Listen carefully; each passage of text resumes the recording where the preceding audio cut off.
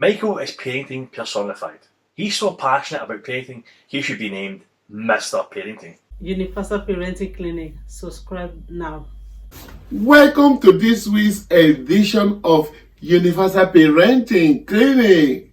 On this show today, I'll be discussing the importance of prudence in parenting. It is good to teach your child how to make money and be wealthy in righteousness and with legitimate wealth. However, you also have the responsibility to bring your child up to be prudent. There is a dangerous trend in the world now in which prudence, which was a major parenting lesson of the past, has now been discarded and thrown into the bins of life and modernization. It has become fashionable for children to display affluence, develop hunger for exclusive and expensive things, and to flaunt exclusively purchased luxuries in life. It is a dangerously emerging and evolving trend which has its foundation in the families. Children have developed the penchant for uncontrolled spending nowadays, much to the admiration and approval of their parents who have responsibilities to educate them otherwise. Many parents also fall into this abnormal display of wealth and affluence by showing off at every given opportunity. A lot is wrong with this approach because of the several inherent anomalies therein and thereof.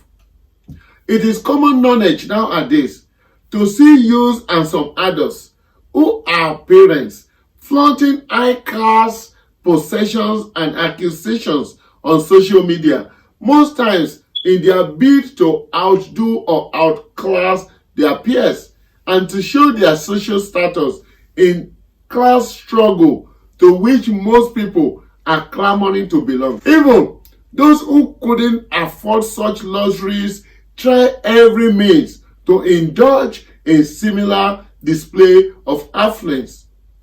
This practice has increased the inordinate ambition to get rich by all means and at all cost. A situation that has led to several criminal means of being rich, including fraudulent practices, murder, robberies, stealing, shoplifting, kidnapping, and several corrupt practices by government officials and corporate staffs. This development has also led to increase in frustration, depression, and suicide among the frustrated youth who could not measure up to such standards or could no longer maintain such fake social status in life. Many also resort to drug peddling, this enhance a series of illegal means just to be seen as belonging.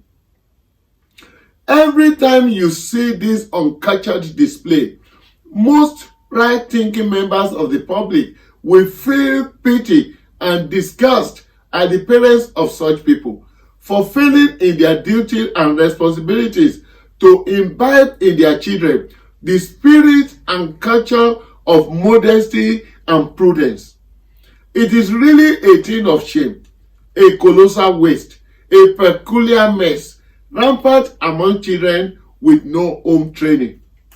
Children who have not worked to earn a living are daily being introduced to the taste of flamboyant lifestyles by their parents. It is a common practice, for instance, to see children using mobile phones worth a year's salary of managers of companies, which even professors lecturing in the university may not be able to buy, and which many doctors and legal practitioners will struggle to own. Yet, within 6 months of such accusation, despite no fault, they will abandon that phone for the latest version just to meet same status or due to competition. In the same manner, kids flaunt acquired exotic cars, jewelries, personal designer clothing, shoes, and series of other items, all purchased at very exorbitant prices. This unnecessary development has created unmerited inflationary trend, as many companies capitalizes on this to introduce different versions of the same product at very close intervals and at very high prices because of the high patronage. It is no longer about what suits the purpose, but what trends. It is indeed a sad development. Many youths are mere tenants. We go through several means and to any extent to fly business class when they should easily have used economy class, which is their level. First class or business class is for those who can afford it, and those on business trips, in most cases, being paid for by their companies. It has nothing to do with social class or status in the past, but that has changed now. What a wasteful generation. It is every parent's responsibility to train his or her children about the economic reality and necessity of prudence, spending on necessaries, spending wisely and reasonably. The bulk of the money being wasted lavishly by such youths and their parents could be saved and invested into profitable ventures which will add value to lives and benefit several unemployed youths. Part of such money could also be invested on charitable programs or support to the less privileged, which is a topic to be treated soon on this show too. They can also use such funds to support government agencies in the provision of social infrastructures and amenities which are lacking in their local areas. The above reasonable money management policies were wonderful ideas that were prevalent in the past. Parents will bargain for the cheapest price for the same commodity. They will make alternative checks with several stores to decide which is economically more sensible. Parents prioritize their spending alongside their needs and resources. Parents were satisfied with their affordable houses, and only those who had the luxury of gigantic edifices built them.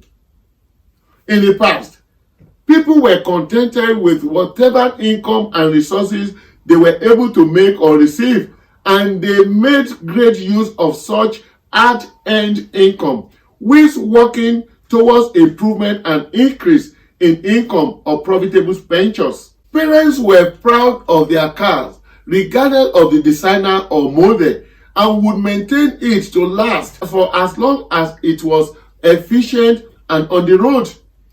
There was no need for one person to have exotic and highly expensive cars then, and children were not allowed such luxuries until maturity.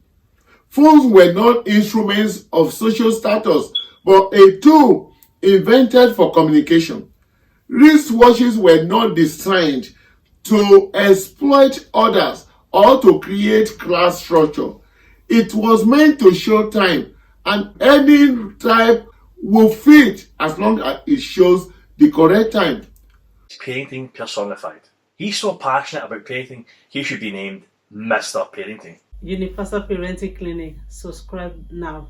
Shoes were neither changed at short times nor wore to spark a taste and class battle, but were used as effective walking and working tool. At that time, all the companies manufactured their products to last with great durability and at economically affordable prices, devoid of strict class structures. The shoes I used were passed to my brother, and they were still strong and balanced. Nowadays, most classic and exotic shoes preferred by youth could barely last for months despite the skyrocketing prices. The phones we use then, even in the recent past, would last for years. They wouldn't crack and hardly fade, but the expensive phones released at intervals now, many of them were tailored to expire shortly with screens that crashes at the very minimum form and batteries that hardly last for hours after weeks of purchase. Those days were purpose driven. As long as it fits purpose, who cares about what others will say? A car is for the purpose of mobility, and as long as it serves that purpose effectively, any type will do. Oh, things have changed, and the implications and effects are very imminent. They are there for all to see.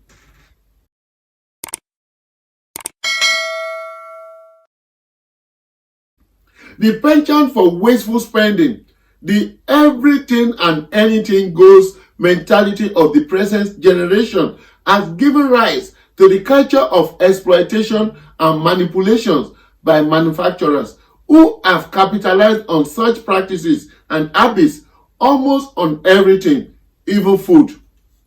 A plate of rice that could be prepared at very little cost at home now costs fortunes at exotic restaurants or eateries simply because youth and many parents are lazy and can't even afford to cook. These fast foods were equally not designed for class structure and for the rich syndrome as is being done now by many. It's a device meant for occasional usage when convenient and necessary. For instance, while at work, for special occasions, and at moments of tiredness. Nowadays, the youth and parents eat breakfast, lunch, and dinner at such junk centers. Many even places orders at the comfort of their homes daily, even when their low income could not support such standard of living. Many parents want to go on exclusive holidays couple of times in a year instead of planning such holiday within their income. Some people would plunge themselves and mortgage the future of their children by indulging in exclusive high interest loans to meet series of extravagant purchases, designer outfits, high class furniture, and cars just to meet temporary bragging rights, which last for few moments, thereby becoming grossly indebted and unable to meet basic family daily needs. As a parent, you have a responsibility to address the anomaly and put an end to its continuation by engaging your child in meaningful dialogues on being reasonable with spending and avoiding senseless display of affluence. You must, however, learn to practice this yourself and curtail encouraging such practice at home too. This doesn't mean you shouldn't show love, and it doesn't mean you should deny your child necessary things. Just be reasonable and sensible. Don't forget this. Charity begins from home, and children learn most times from what they see in practice by parents more than what you say merely with mouth in words. Be prudent in your spending. Show prudence and don't be extravagant if you don't want your child to be wasteful. Thanks to our numerous friends on Facebook who are watching this show passionately every week. Thanks also to those of you who have subscribed to our YouTube channel freely. Thanks to those who have bought their copy of the book, Parenting Without Tears. I also thank those who regularly press the thumb up button, those who also ensure they leave comments after watching our YouTube show, and those who always send feedbacks to us regularly too. I do hope sincerely that you too will join this group of people today. Please subscribe now. That's the show this week on Universal Parenting Clinic. I believe strongly that through this Universal Parenting Clinic and with proper understanding of the book, Parenting Without Tears, together, we all can promote wellness in families and in the world.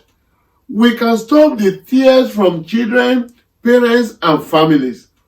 We can kick racism, fraud, incivility, corruption, wickedness, several addictions, violence, and the series of antisocial behaviors out of all families and the whole world, and at the same time, we can promote all the positive desires and aspirations towards the well-being of the children, parents, and the world at large. Till I come your way again by God's grace, I am the parenting advocate in the house, Michael Gbenga Bibilari, MGB, Mr. Parenting. Don't be extravagantly lousy with spending. Be prudent as a parent. Think parenting. Be positive in parenting. Talk parenting. Be passionate about parenting. Don't just be a parent. Stop portioning. Be a responsible parent, a real parent, a parent indeed. Parent well.